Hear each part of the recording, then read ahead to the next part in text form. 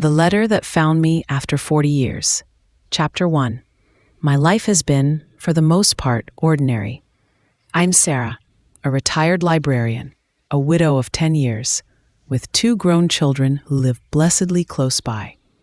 I live in the same quiet town I grew up in a comfortable house filled with books and memories.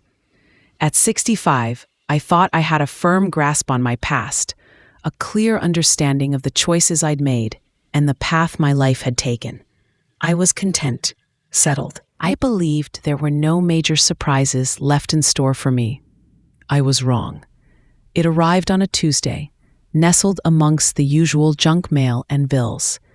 A single envelope, slightly thicker than standard, made of heavy cream-colored paper. The address was handwritten, in a script that felt both familiar and distant, like a half-forgotten melody. It was addressed to Miss Sarah Jenkins, my maiden name, at an address I hadn't lived at in over 40 years. My parents' old house on Elm Street. The return address was smudged, illegible, and the postmark was dated October 12th, 1984. 40 years ago. I stared at the date, bewildered.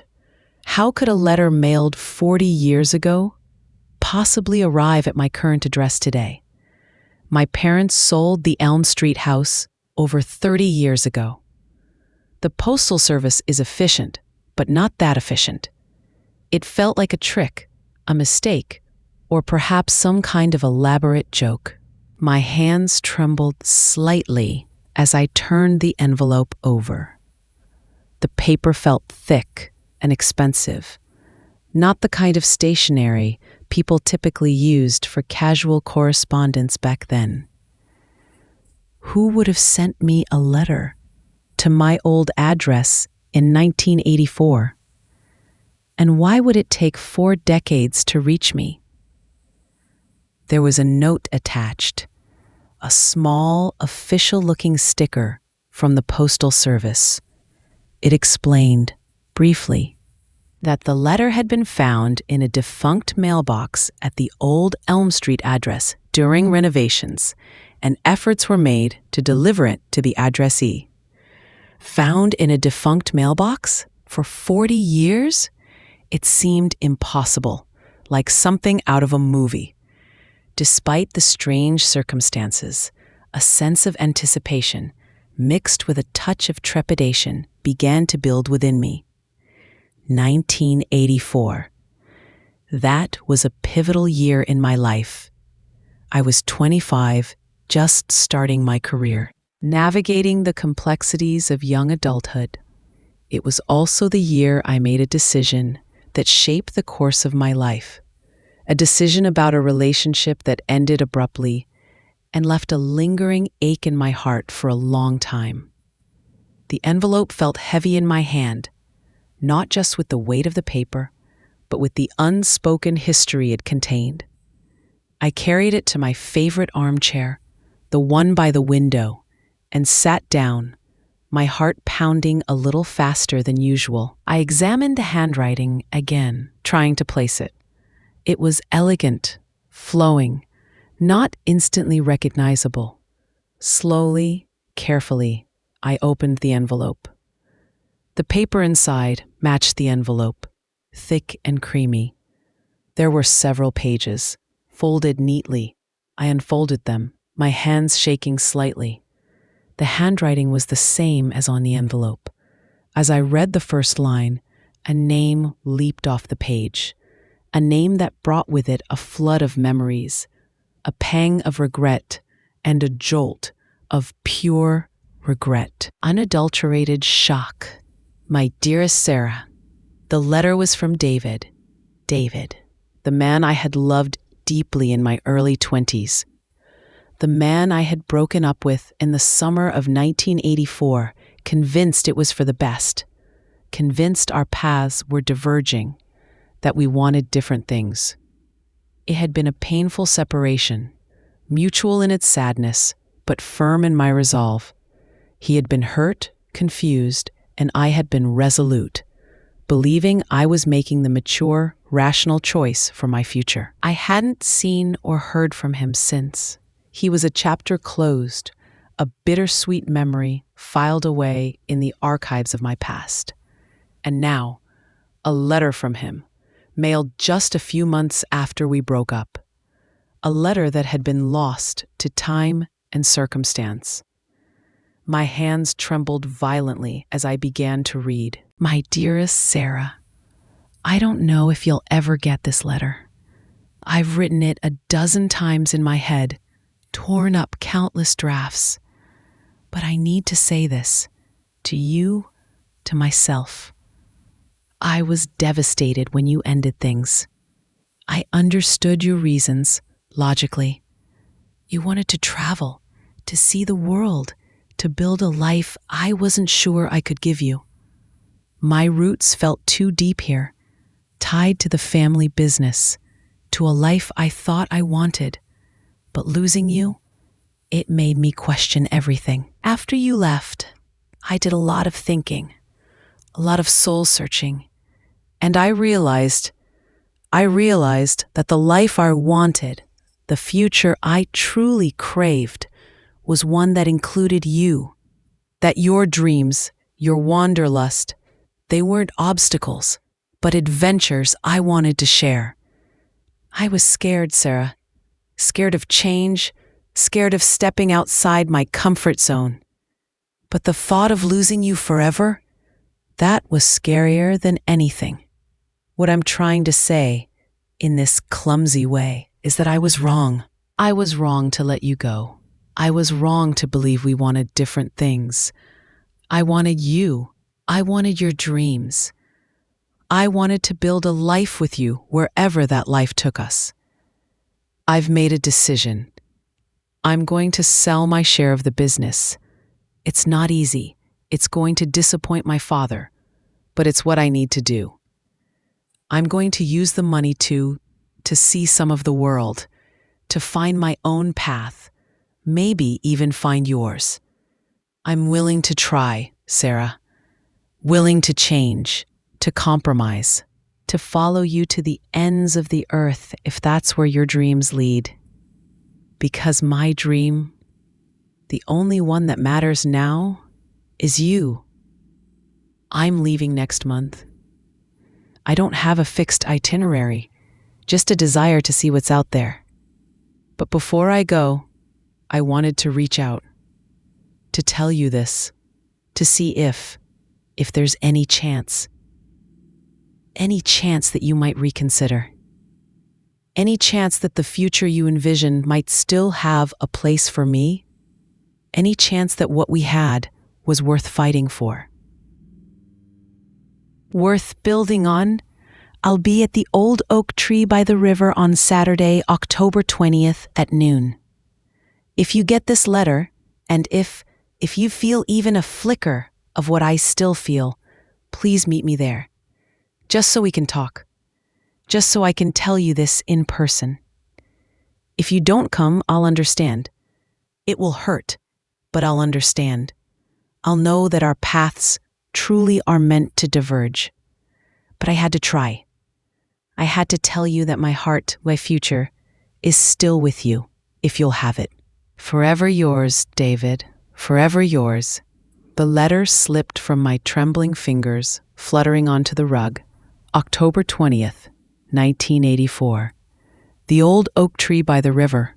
He had been there, waiting for me, hoping. And I had never received the letter. I had never known. My decision in 1984 had felt so clear, so rational. I saw David's rootedness in the town, his commitment to the family business, as incompatible with my own yearning for travel. For a life beyond our small town, I believed he wasn't willing to leave, to explore, and I wasn't willing to stay. So I ended it with a heavy heart but a firm conviction. But he had been willing. He was willing to sell his share of the business, to leave his comfortable life, to follow my dreams. He was willing to change, for me, for us. And I had never known. The letter that contained the truth, the letter that could have changed everything, had sat in a defunct mailbox for 40 years. A silent testament to a missed opportunity, a destiny deferred. The pain that ripped through me was almost unbearable. Not just sadness for the lost possibility, but a sharp, agonizing regret. What if? What if I had gotten that letter? What if I had met him at the oak tree that day? What would my life have been like? Chapter 2. The days following the arrival of the letter were a blur of disbelief, regret, and a profound sense of disorientation.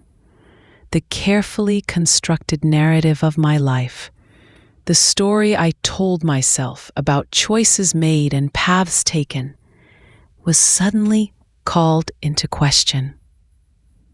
My marriage to my late husband, a good and kind man, my children, the life we built together, none of it would have happened if I had received David's letter. It was a dizzying, unsettling thought. I loved my husband, and I loved my children fiercely. I didn't regret the life I had lived, not truly. But the knowledge of what could have been, the awareness of a parallel life I had unknowingly walked away from, was a heavy burden. I reread David's letter countless times, each word a bittersweet reminder of his love, his willingness to change, the future he had offered. The image of him standing by the old oak tree, waiting, hoping, his heart full of love and uncertainty, was almost unbearable. What had happened to him? After I didn't show up, after he believed our paths were truly meant to diverge, did he travel the world as he planned? Did he find happiness? Did he ever think of me? I felt an overwhelming need to know what became of the man who had loved me enough to change his entire life for me, the man whose letter had finally found its way to me after 40 years. Finding someone after 4 decades with only a name and the knowledge that he planned to travel felt like an impossible task. I didn't know where he went, if he stayed in one place, if he ever came back to our town. I started with the obvious, online searches. Searching for David, followed by the name of our town. Or variations of it.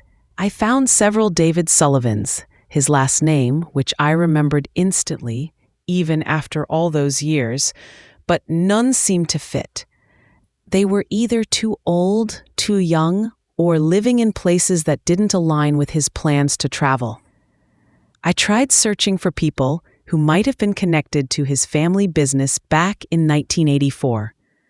The business was still in town, run by his nephew now. I hesitated to reach out directly. I didn't want to cause any disruption, to stir up old history that might be best left buried. I thought about contacting old mutual friends, but many had moved away over the years. And those who remained had lost touch with David after he left. He seemed to have disappeared from our town's social sphere after 1984. The search felt like trying to catch smoke with my bare hands. The internet, usually a powerful tool for connection, felt frustratingly inadequate against the passage of time and the anonymity of a life lived elsewhere. One afternoon, feeling particularly discouraged, I decided to visit the old oak tree by the river. It was still there, majestic and sprawling, its branches reaching towards the sky. I sat on a nearby bench, looking at the spot where he would have stood, waiting. The river flowed by, indifferent to the weight of 40 years of unspoken history.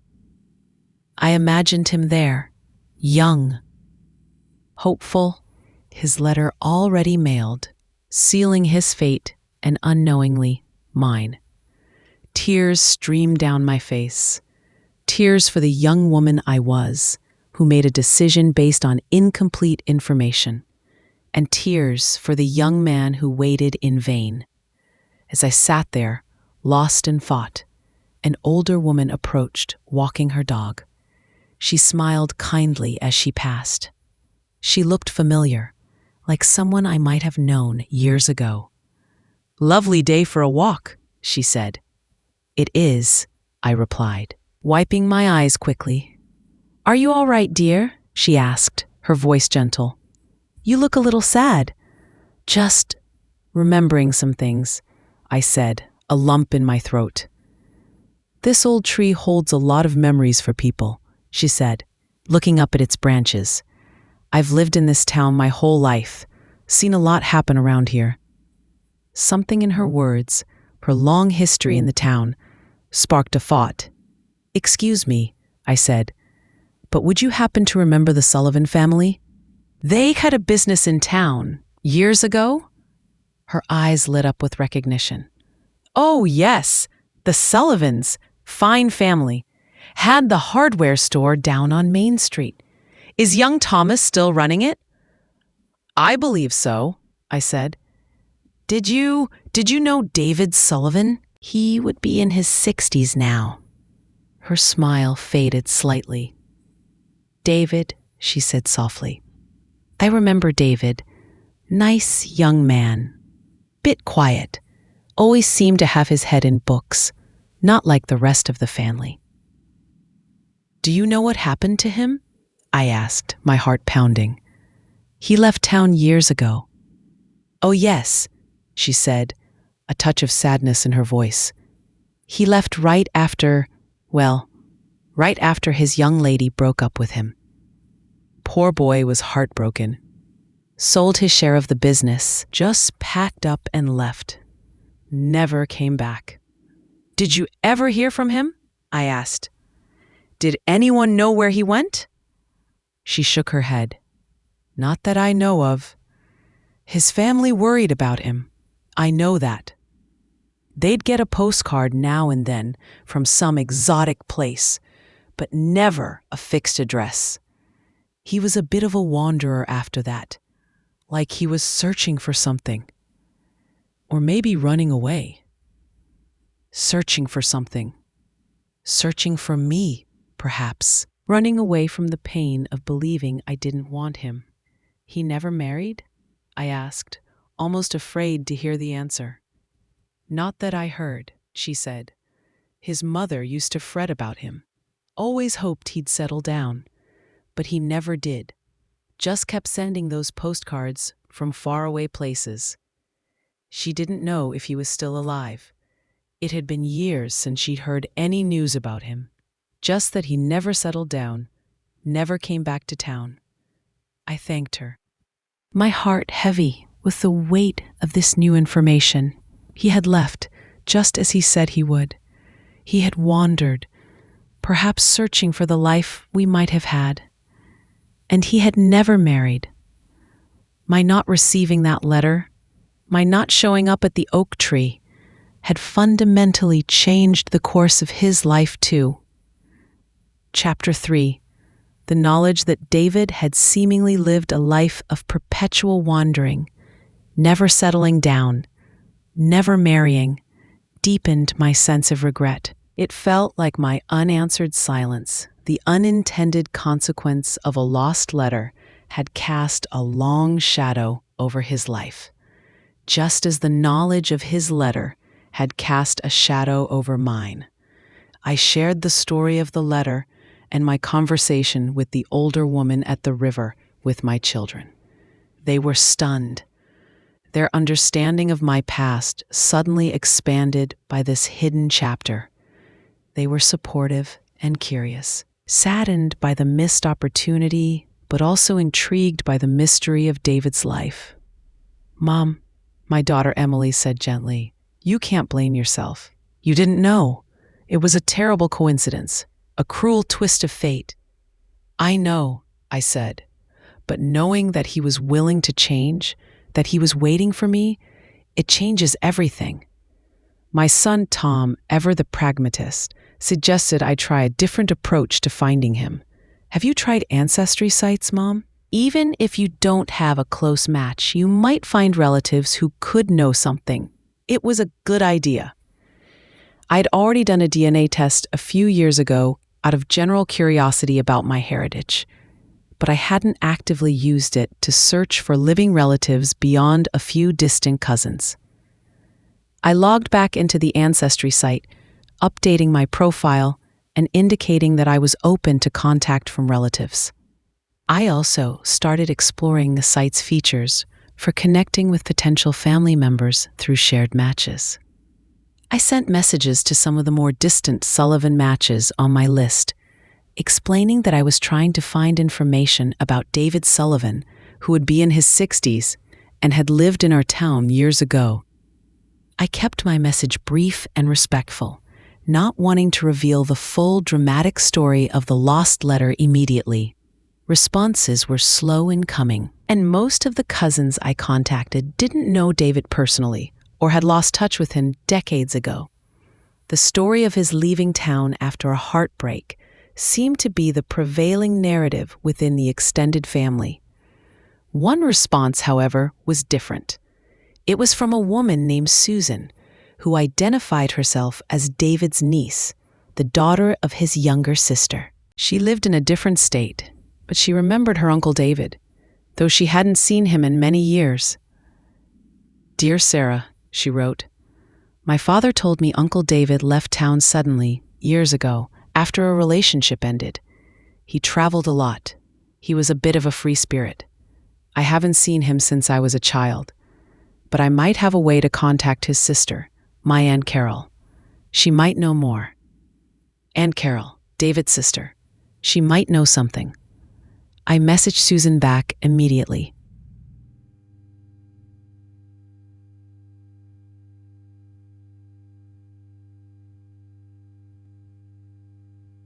Explaining a little more about why I was looking for David, hinting at a missed connection from the past that had recently come to light.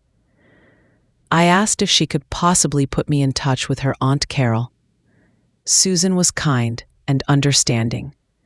She was intrigued by the idea of a hidden family mystery. She agreed to contact her Aunt Carol and share my request. The wait was agonizing. Would Carol be willing to talk to me? Would she know where David was? Was he even still alive? A few days later, I received an email from a woman named Carol. It was a hesitant but friendly message. Susan had told her about my search. She was curious to know more. We exchanged a few emails, and I decided to be open with her. I explained about the letter, how it had arrived after 40 years, and what it revealed about David's intentions. I told her about his waiting by the oak tree, and my never knowing. Carol's response was filled with sadness and surprise. She had known David was heartbroken after I left, that he sold the business share and left town, but she had never known about the letter, or that he had been planning to change his life for me. "Oh, Sarah," she wrote, "that is just heartbreaking. David was always a private person. He never talked much about the breakup, just that he needed to leave. He did travel for many years, lived in different places, had various jobs.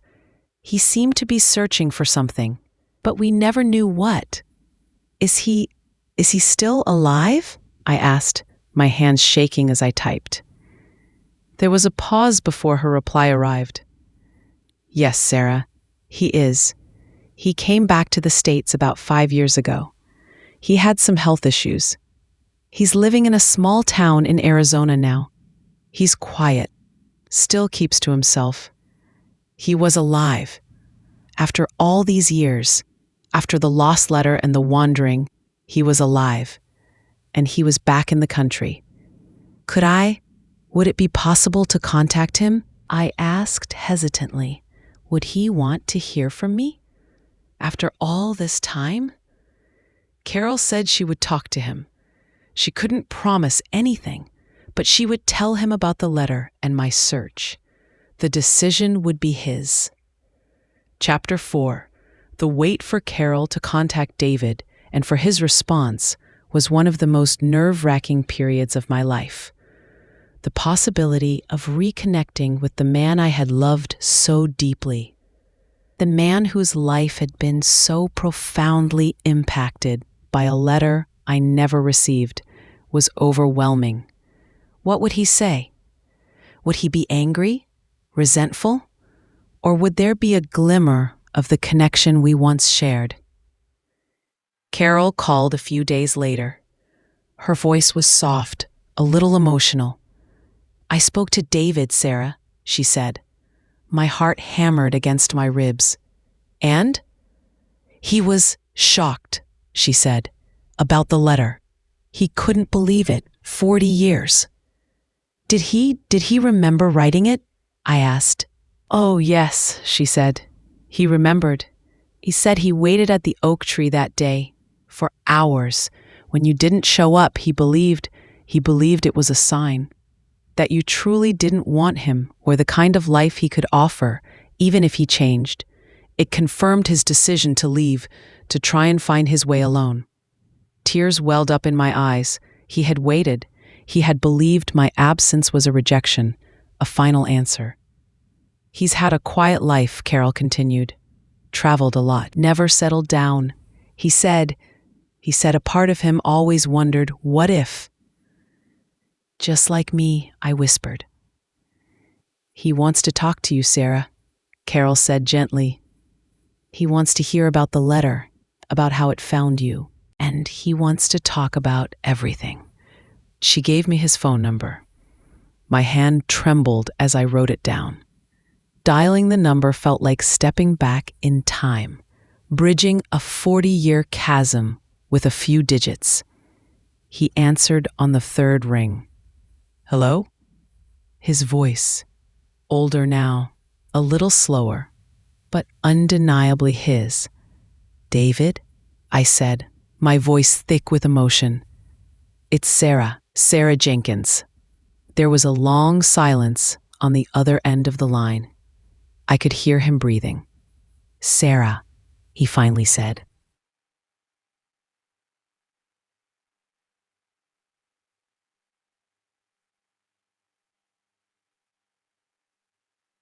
His voice, a soft exhale of surprise and something else.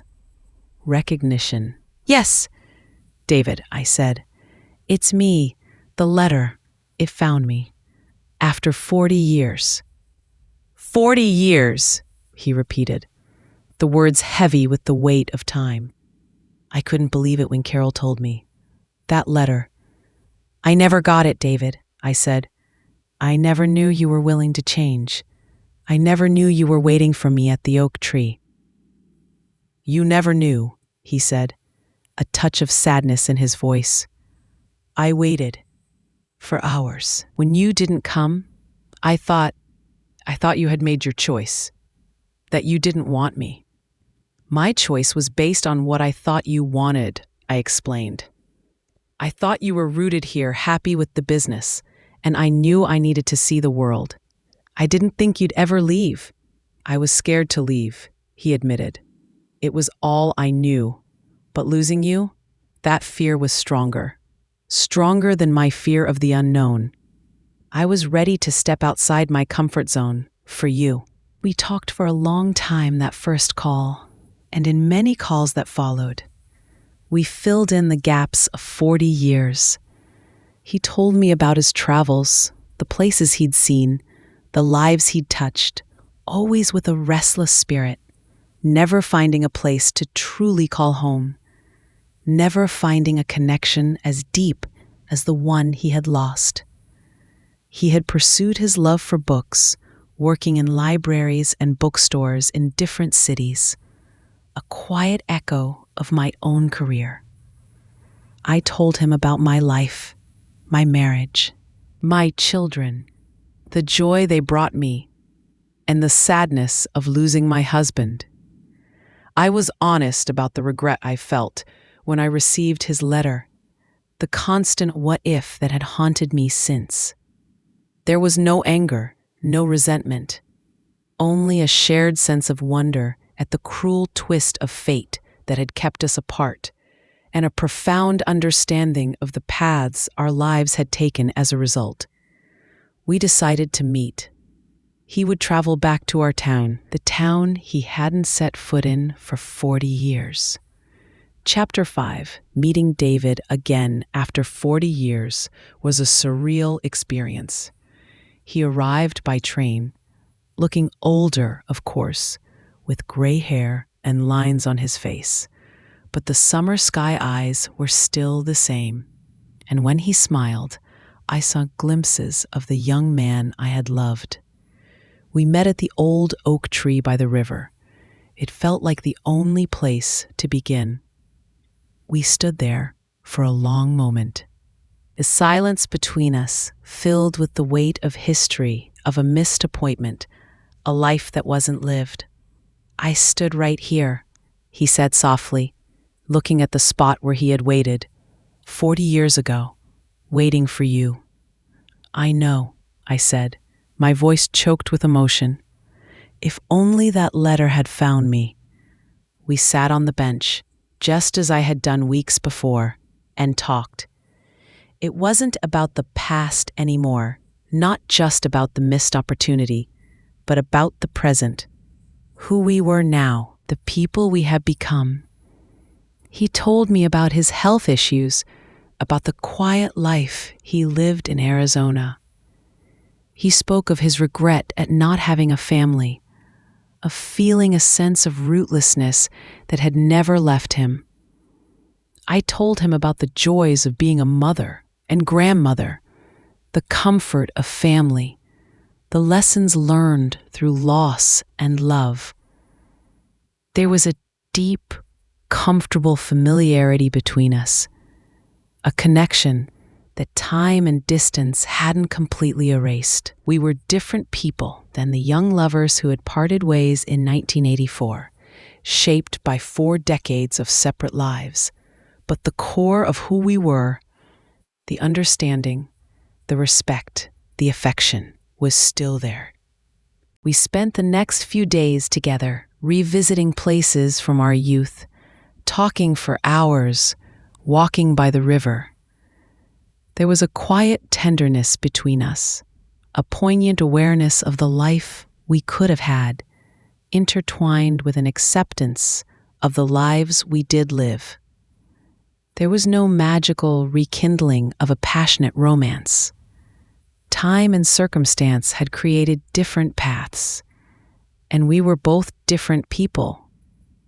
But there was something perhaps even more profound, a deep, enduring connection, a friendship built on shared history, mutual respect, and the understanding of a pivotal moment that had shaped both our lives in unexpected ways. David stayed for a week. We talked about everything and nothing. We laughed. We shared quiet moments of reflection. We acknowledged the bittersweet reality of our reunion. Before he left, we stood by the oak tree again. "I don't regret my life, Sarah," he said, looking out at the river. "My travels. The things I've seen, they shaped who I am, but I'll always wonder." "Me too, David," I said. "Me too." But finding the letter, he said, turning to look at me, a gentle smile on his face.